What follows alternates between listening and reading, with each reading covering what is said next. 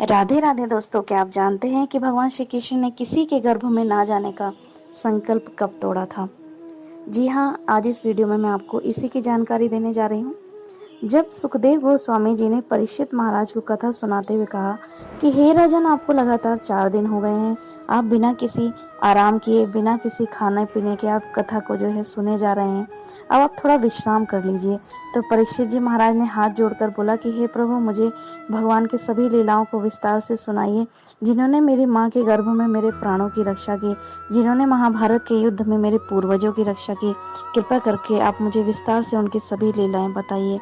तो सुखदेव जी महाराज ने तब परीक्षित जी महाराज से बताया कि उनकी माँ उत्तरा के गर्भ में जब वह थे तो अश्वत्थामा ने उन पर ब्रह्मास्त्र का प्रयोग करके उनके गर्भ को नष्ट करने का प्रयास किया था। तब माता उत्तरा के गर्भ में भयंकर जलन होने लगी। तब माता उत्तरा भगवान श्री कृष्ण जी के शरण में गई और कहने लगी कि हे प्रभु, मेरे गर्भ की रक्षा करो, हे प्रभु मेरे बालक की रक्षा करो, ये पांडव वंश का इकलौता वारिस है। तब भगवान श्री कृष्ण ने उत्तरा की करुण पुकार सुनकर सूक्ष्म रूप से उनके गर्भ में प्रवेश किया और पांडवों के एकमात्र वंशधर की ब्रह्मास्त्र से रक्षा की। किंतु जन्म के समय जो है बालक मृत पैदा हुआ।